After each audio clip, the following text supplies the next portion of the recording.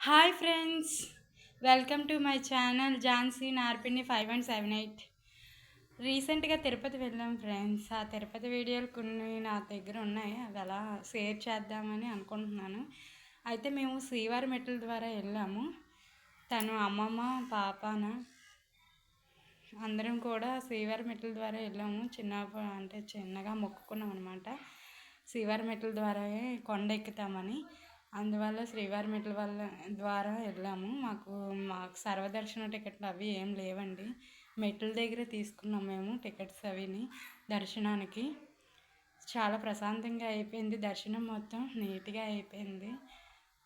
చాలా ప్రశాంతంగా బాగుంది. కొండ మీద మెట్లకు బొట్లెడుతూ ఎక్కామండి. చాలా కష్టపడ్డాము, కానీ చాలా ఈజీగా ఎక్కేసాము. ఆ శ్రీవారి మెట్లు 2388 మెట్లండి. ఒక 2 కిలోమీటర్స్. నెక్స్ట్ అక్కడ తిరుపతిలో మేము 6 టైమ్స్ వెళ్ళాం, కానీ ఎప్పుడు ఈ కోనేటి చూడలేదండి. మా ఆయన ఫస్ట్ టైం వచ్చాడు. ఆ కోనేటి దగ్గరికి వెళ్దాం రండి బాగుంటుంది అంటే వెళ్ళామండి. నిజంగా వెళ్ళాక చాలా బాగుంది. కోనేటి దగ్గర అంతా నీట్గా ప్రశాంతంగా, అంటే మేము తిరుపతిలో 3 డేస్ ఉన్నామండి.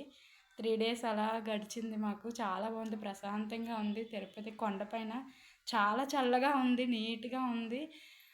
కోనేటిలో స్నానం చూడండి, కోనేటి వాటర్ కూడా ఎంత నీట్గా ఉందో చూస్తుంటే తెలిసిపోతుంది. చాలా బాగుంది. తిరుపతి వెళ్ళండి మీరు కూడా, నీట్గా చాలా బాగుంది. అంతా సవ్యంగా అయిపోయింది. మేము 3 డేస్ ఉన్నాం. 3 డేస్ కూడా కొండపైనే ఉండిపోయాం.